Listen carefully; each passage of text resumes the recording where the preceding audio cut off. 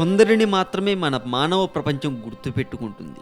కొందరి కోసం మాత్రమే మనం ఏడవగలం. కొందరి కోసం మాత్రమే మనం ఏమైనా చేయగలం. కానీ ఆ కొందరు మాత్రం ఖచ్చితంగా మన మనసును దోచే ఉండి ఉంటారు. అలా ఎంతోమందికి సహాయం చేసి ఎంతోమంది ప్రేమను పొందిన తమిళనాడు రాష్ట్రానికి ముఖ్యమంత్రిగా ఉన్న జయలలిత గారి గురించి ఈరోజు నేను మీకు చెబుతున్నాను. ఇక టాపిక్లోకి వెళ్దామా?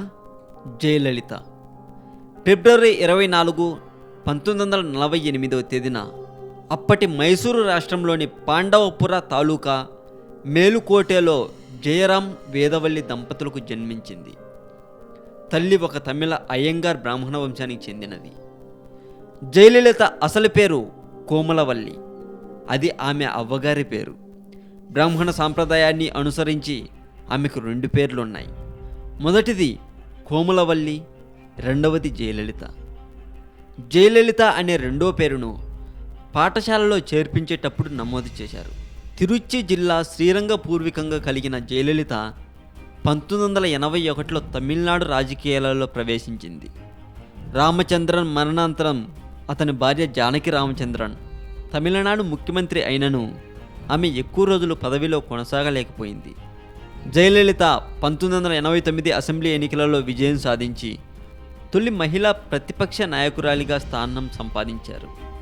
1991లో రాజీవ్ గాంధీ మరణానంతరం జరిగిన శాసనసభ ఎన్నికలలో కాంగ్రెస్ పార్టీతో పొత్తు పెట్టుకుని విజయం సాధించి ముఖ్యమంత్రి పీఠాన్ని అధిష్ఠించింది. ప్రజలచే ఎన్నిక కాబడిన తొలి తమిళనాడు మహిళా ముఖ్యమంత్రిగా అవతరించింది. 5 సంవత్సరాలు పూర్తి కాలం పదవిలో 2006 మేలో జరిగిన శాసనసభ ఎన్నికలలో పరాజయం పొందినది. ఆమె పార్టీకి కేవలం 4 స్థానాలే దక్కాయి. 2006లో ఓటమి సమయంలో తమ మిత్రపక్షాలతో కలిసి శాసనసభలో 1977 తర్వాత అత్యంత పటిష్టమైన ప్రతిపక్షంగా నిలవగల సీట్లను సంపాదించారు. ఈమె ప్రభుత్వ తమిళనాడు ముఖ్యమంత్రి అభిమానులను జయలలితను అమ్మ అని పురొచ్చి తలైవై అని పిలుస్తుంటారు. కుటుంబ పరిస్థితుల వలన ఈమె తల్లి బలవంతంతో తన 15వ ఏట సినిమా రంగంలో ప్రవేశించింది. జయలలిత తొలి సినిమా చిన్నడ గొంబె కన్నడ చిత్రం పెద్ద హిట్ అయ్యింది. ఈమె తొలి తెలుగు సినిమా మనుషులు మమతలు ఈమెను పెద్దతర స్థాయికి తీసుకెళ్ళింది. 1972లో తమిళనాడు ప్రభుత్వం జయలలితను కలైమామణి పురస్కారంతో సత్కరించింది. ఈమె అవివాహితగాని జీవితాన్ని గడిపారు. ప్రముఖ రాజకీయ నాయకురాలు మరియు తమిళనాడు రాష్ట్రానికి మే 2015 నుంచి ముఖ్యమంత్రిగా పనిచేస్తుంది.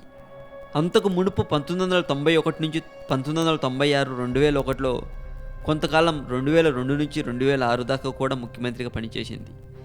రాజకీయాల్లోకి రాక మునుపు తమిళం, తెలుగు, కన్నడ భాషల్లో సుమారు 140 సినిమాల్లో నటించింది.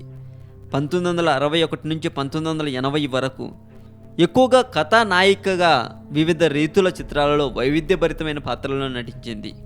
అలా ఒక్కో మెట్టు ఎక్కుతూ ఎవ్వరూ పోటీ పడలేనంత స్థాయికి ఎదిగిపోయారు జయలలిత గారు.